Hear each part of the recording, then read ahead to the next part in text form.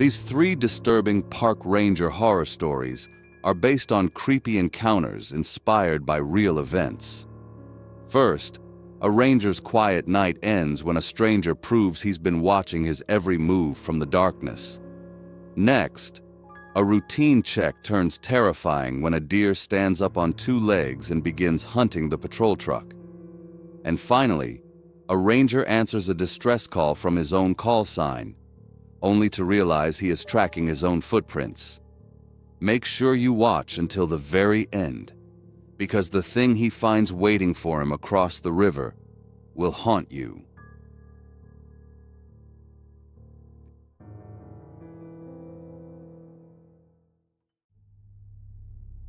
When the stranger at the empty trailhead greeted Ranger Quentin by name and described his patrol routes better than his supervisor, he thought the stranger was just a weird superfan. Until the man showed him a hidden shrine of his photos, pulled a knife, and proved he'd been timing how long it would take anyone to find his body. It was the time of evening when the forest seemed to hold its breath. Ranger Quentin knew this silence well. He had spent 5 years patrolling the boundary lines of the preserve, and this specific trailhead was the last stop on his nightly solo loop. It was a paved circle at the end of a long, winding road, surrounded by a thick wall of ancient pines. By sunset, it was always empty. It was his comfort zone, the predictable end to a long shift. He pulled his patrol truck onto the gravel, the tires crunching loudly in the quiet air. He killed the engine. The only sound left was the metallic tink-tink-tink of the cooling motor and the wind moving through the upper canopy. Quentin looked out the windshield. It should have been empty. It wasn't. Sitting calmly on the wooden information bench was a man. He didn't look like a hiker. He had no backpack, no walking stick, and no water bottle. He was wearing clean jeans and a dark jacket, his hands resting gently on his knees. He looked like he was waiting for a bus in the city, not sitting in the deep woods as darkness fell. There was no car in the lot, no bike, just him. Quentin opened his door. The hinge groaned, a dry sound that scraped against the silence. He stepped out, his boots heavy on the asphalt. He glanced down at his chest out of habit. His badge was flipped inward, a small privacy trick he used when he was alone. No one could see his name. He started walking toward the bench, running his standard greeting in his head. "Sir, the park is closed." But the man smiled first.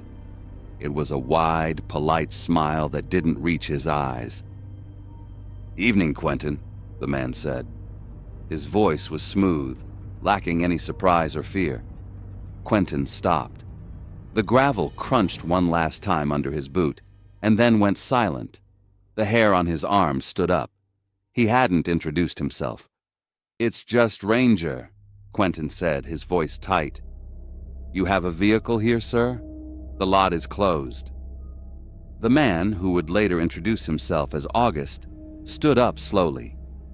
He moved with a strange, liquid grace, unhurried and calm. "No vehicle," August said.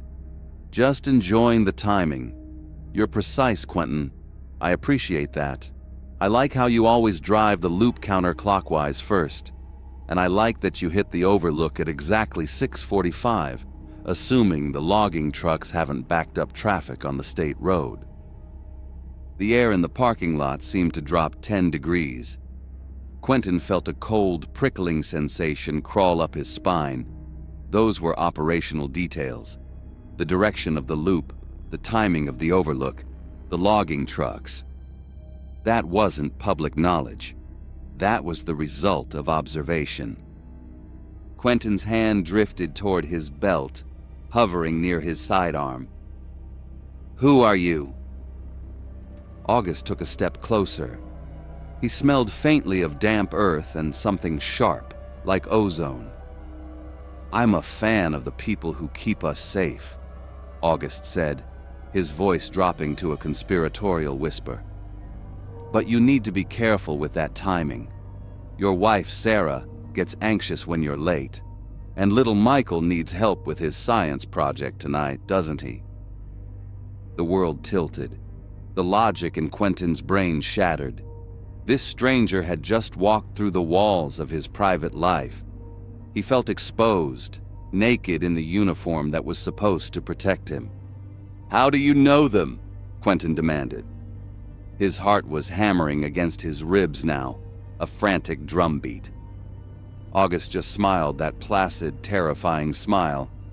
"I've been watching the pattern," he said. "I want to show you my collection. It's just down this side path. It helps me study."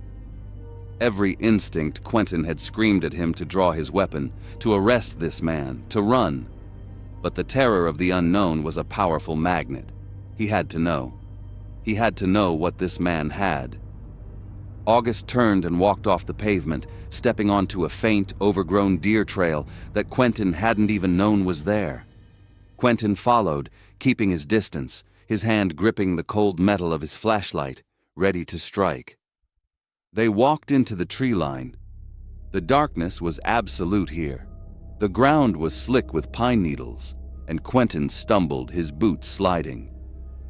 But August walked perfectly, his feet finding purchase on the uneven ground without a sound. After a few minutes, the trees opened up into a small, hidden clearing.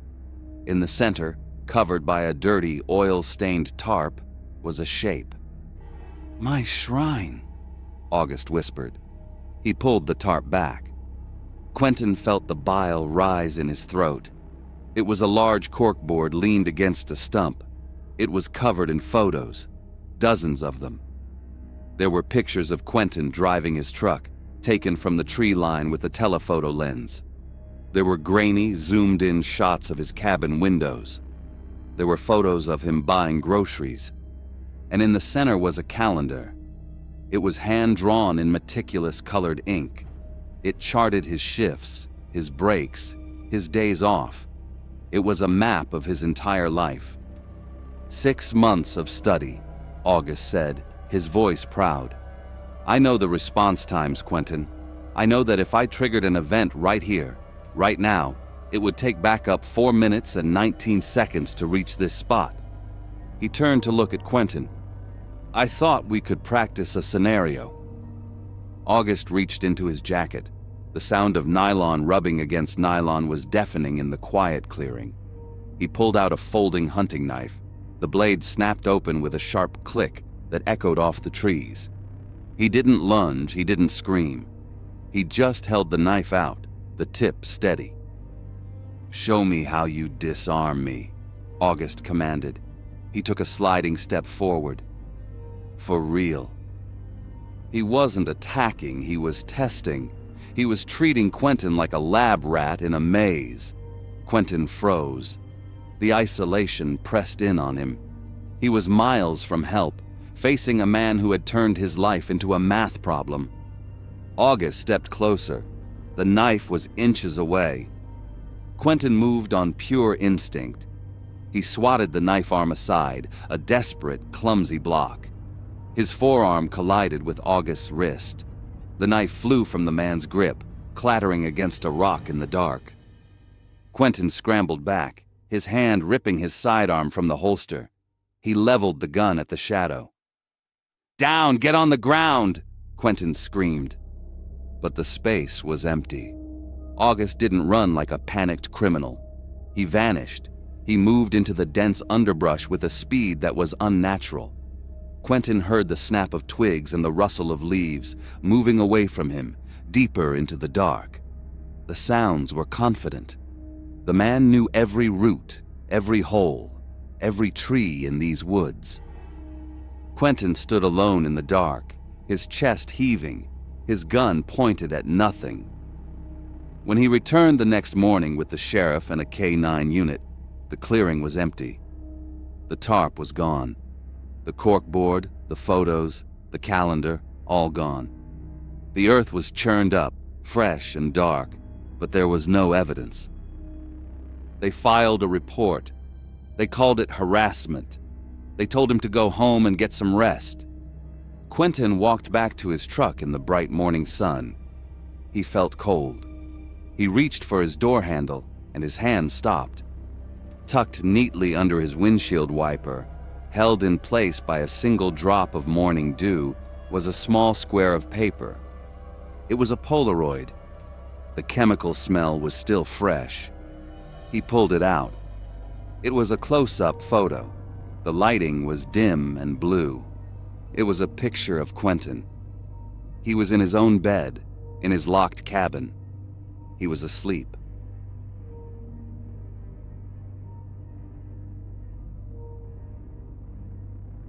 Ranger Heath thought he was checking on an injured deer blocking the road until it stood up on two legs, kept itself exactly 200 yards in his headlights no matter how fast he drove, and then sprinted straight at his truck like it had just figured out how to hunt cars.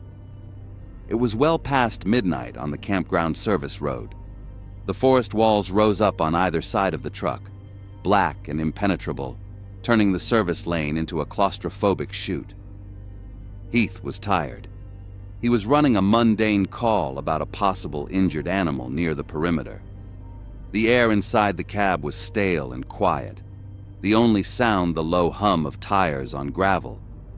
It was the kind of silence that felt heavy, like the woods were holding their breath. 200 yards ahead, the high beams cut through the dark and caught the target. It was perfectly centered in the lane, hunched over the yellow center line. A deer. It was completely immobile, a statue made of brown fur and bone. Heath eased his foot off the gas, letting the truck coast. The first thing that felt wrong was the eyes. Usually eyeshine is dull, but these eyes were unnaturally bright. They looked like twin polished mirrors, catching the high beams and shooting the light back with a fierce, glassy glare. They didn't blink. They just absorbed the light. It was a tiny flaw in the reality of a quiet night shift, but it made the hair on Heath's arms stand up. He rolled forward, figuring the animal was in shock. He slowed the truck to a crawl, but as he did, the silhouette in the lights began to change. It didn't stumble, it didn't try to run. It unfolded. The front legs lifted off the ground with a slow, deliberate fluidity. The spine stretched, elongating past the point of biology. The head rose higher and higher until it stood well above the height of any buck Heath had ever seen. It was standing upright on two legs, a tall, thin, sickening copy of a human being. The thing paused in the high beams, perfectly framed. But the most disturbing part wasn't its shape. It was the distance. It was exactly 200 yards away. Heath felt a wave of cold terror wash over his training. He needed to know what he was looking at. He pressed the accelerator, determined to close the gap. The truck surged forward, the engine whining as it ate up the gravel. But the creature glided backward. There was no effort to its movement, no frantic scrambling. It moved with a ghostly smoothness, its speed an exact, stomach-turning match for the truck. Heath pressed harder. The creature moved faster. The gap stayed exactly 200 yards. Heath slammed on the brake pedal. The seatbelt locked against his chest. The figure stopped instantly. It didn't carry forward with momentum. It just ceased moving the second the truck did. Heath tapped the gas. The figure moved back. He tapped the brake. The figure stopped.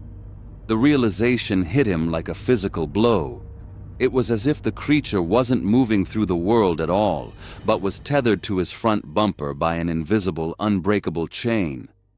The service road was no longer a safe path. It was a trap. He had lost all control. He was utterly stripped of his power. Heath slammed the gear shift into park and killed the engine. The silence that rushed in was absolute. The roar of the motor vanished, replaced by a ringing void that made his ears pop. The forest was dead quiet. In the high beams, the figure froze. It was a statue of black shadow suspended in the white light. Heath fumbled for the radio mic, his palms sticky with cold sweat. Possible 10 to 50. I need a unit. I've got... The signal died with a harsh crackle. The radio went dark. All external help had been cut off. At that exact moment, the figure tilted its head. It was a slow, gruesome movement, like a child's toy with a broken neck twisting back to look at its owner. The head slid across an impossible axis. Those unnaturally bright eyes never broke contact with the headlights. Then it started moving. Still on two legs, the creature started walking toward him. Its joints bent in sickening directions, knees facing backward, elbows locked straight against its thin body. The walk quickly morphed into a loping, unnatural sprint. It covered the 200 yards in seconds. Its arms were long, black straps that pumped wildly at its sides, clawing at the air. Its head remained perfectly level and fixed, never bobbing with the furious speed, staring directly into the high beams. It was closing the distance with the terrifying confidence of a predator that knows its prey is cornered. Heath reacted on pure survival instinct. He slammed the truck into reverse. Gravel flew under the tires. The engine roared as he put his foot to the floor, backing up blindly into the dark. But the thing was gaining. It was faster than the truck could reverse. He could see the details now, the wrongness of the skin, the way the limbs snapped and flailed. He blindly slapped the overhead switches for the emergency gear. His hand hit the siren and the lights at the same time. O-O-P-W-O-O-P.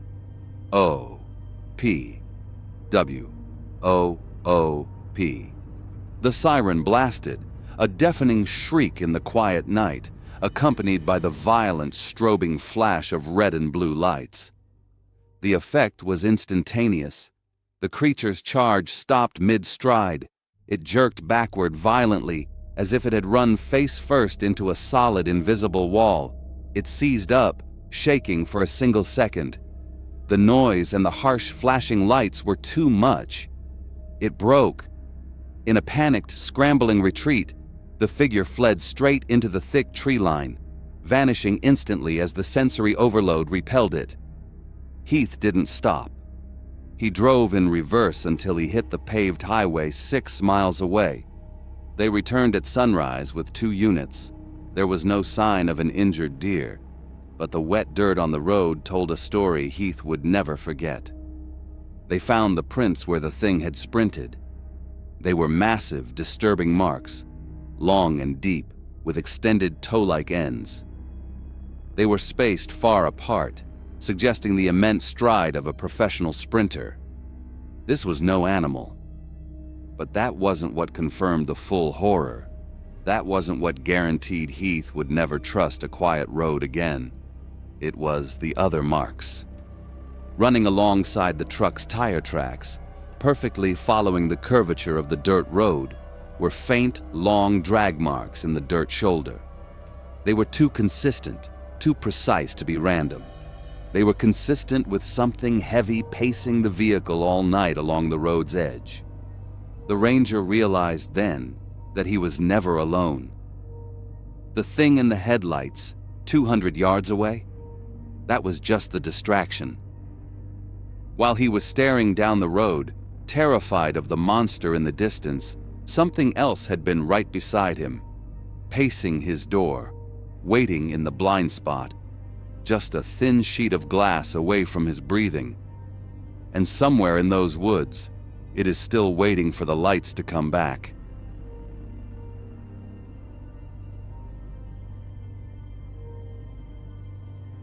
When Ranger Kael's radio screamed that Unit 7 was trapped and bleeding out by Cedar Wash, he grabbed his keys. Until he remembered he was Unit 7, he was already in his truck, and the voice begging for help sounded exactly like his own. He froze, his hand hovering over the ignition key. The echo of the scream seemed to hang in the cold air of the cab, vibrating against the glass. It was 4:30 in the morning, that deep, heavy part of the night where the world feels completely stopped. Kael had been sitting alone in his patrol truck outside the main station. the engine idling with a low, reliable rumble that usually put him at ease. He was sipping lukewarm coffee and logging the night's uneventful reports, the scratch of his pen on the clipboard, the only sound in the world. But now that silence was shattered. The radio crackled again, not with the usual static, but with a voice that was terrified, wet, and unmistakably familiar. "Dispatch, this is Unit 7. I'm pinned near Cedar Wash. I need immediate assistance. Leg is broken, water rising." Kael stared at the dashboard, his heart missing a beat. He looked at the call sign sticker on his own dashboard. He touched his own chest. He was fine. He was safe. But the voice on the radio had the exact same pitch as his. It had the same cadence. It even had that little frustrated stutter on the word immediate that Kael had tried to train himself out of for years. He grabbed the mic, his thumb pressing hard on the transmit button until his knuckle turned white. "Unit 7 here," he said, his voice tight. "That's my call sign. Say again on your location." He waited for a correction.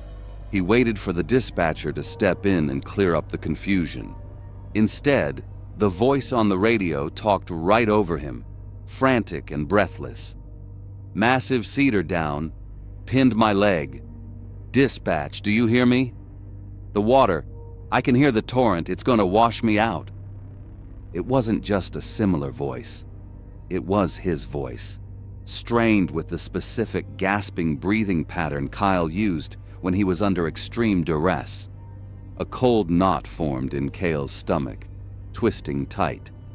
Disturbed but duty-bound, he slammed the truck into gear. He couldn't ignore a distress call, even if the logic of it felt like a waking nightmare. He peeled out of the station lot, the tires spitting gravel against the wheel wells. He drove fast toward Cedar Wash. The high beams cut through the walls of pine trees, flashing by like ghosts in the periphery. Kael tried to rationalize it. Maybe it was a prank. Maybe someone had recorded him. But who knew about the stutter? Who knew the exact sound of his breathing when he was in pain? He turned off the main road onto the muddy pull-off for the wash. The truck bounced over the ruts, mud splashing violently against the glass. As he neared the creek, the sound of the water became a roar. The recent heavy rains had turned the wash into a churn of violence. Kael slammed on the brakes. His headlights washed over the muddy clearing. There, pressed deep into the wet earth, were tire tracks. They were fresh. The mud was still oozing into the grooves. Kael leaned forward, his heart hammering against his ribs. They weren't just any tracks. They were from the exact model of heavy-duty patrol truck he was driving right now. He hadn't been here today. No one had. He killed the engine.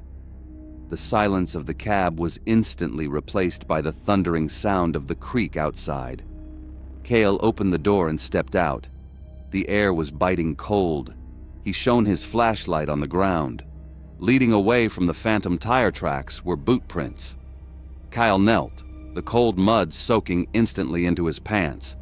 He traced the outline with a shaking finger. Size 11, Vibram sole. And there, on the right heel, was the specific uneven wear pattern caused by Kael's old knee injury. He stood up, his breath coming in short, white puffs. He was tracking himself. He followed the prints toward the water. They led off the trail, pushing through the dense brush. Kael pushed a low-hanging branch out of his way and stopped dead. Hanging from the branch, heavy with water, was a ranger hat. Kael reached out with a trembling hand. He pulled it down. It was a standard issue hat, just like the one sitting on his own passenger seat. He turned it over. The name tag was missing, but inside the band, written in blue ink, was a date. Today's date. It was his handwriting.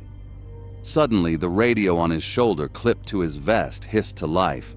The volume was deafening in the quiet woods. "I can see you," the voice panicked. "I can see you. Why aren't you helping me?" Kael spun in a circle, his flashlight beam cutting wildly through the darkness. "I'm here!" he yelled, his voice cracking. "Where are you?" He was alone. There was no truck. There was no fallen tree. "I'm right here!" the radio screamed, the voice now accusing. Kael looked across the turbulent creek. The water was black and white with foam, rushing past with violent force. On the far bank, standing perfectly still in the tree line, was a figure. Kael lowered his light, squinting through the mist. The figure was wearing a ranger uniform. It had the same posture, shoulders slightly slumped, head forward. It had the same face. It was Kael. The figure didn't move. It didn't open its mouth. It just stood there, staring back at him across the rushing water, a silent, motionless reflection in the woods. The terror wasn't hot. It was ice cold. Kael fumbled for his shoulder mic, his fingers numb and clumsy. "Dispatch, this is Unit 7, he yelled, backing away from the water. "I have a situation. Code 9. I need immediate assistance. Suspect is... He didn't know what to say. As he stammered, the radio cut him off one last time. The static cleared instantly. The voice, his voice, returned, but the panic was gone. It was calm, dead calm. "Unit 7 is down," the voice announced, flat and final. "Repeat, Unit 7 is..." A searing blast of static tore through the speaker, followed by absolute heavy silence. Kael stood there, chest heaving, watching the figure across the water, but the trees were empty. It took 10 minutes for backup to arrive. Sirens wailed in the distance, growing louder until red and blue lights flooded the clearing.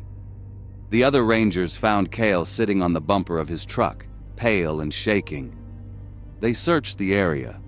They found the fresh tire tracks that matched Kael's truck. They found the waterlogged hat with the date. But there was no other truck. There was no body. There was no fallen tree. The most chilling discovery was at the water's edge. The other rangers traced the boot prints Kael had found. They walked perfectly to the edge of the raging creek and then simply stopped. There were no slide marks, no signs of a struggle, and no tracks leading out on the other side. It was as if Kael's doppelganger had simply walked into the churning water and vanished into the dark. The official report dismissed the incident as a cross-frequency anomaly, a technical glitch magnified by exhaustion. Kael didn't argue. He simply accepted the replacement hat they issued him and went back to the night shift.